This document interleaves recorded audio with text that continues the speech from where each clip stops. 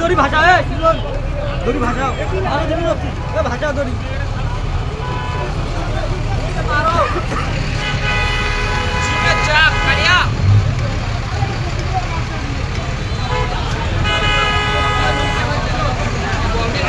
আমি মোটরসাইকেল চালক ভাইদের দৃষ্টি আকর্ষণ করছি, আমরা মেন রোডের গাড়িগুলো চলাচলের সুবিধা করে যাই।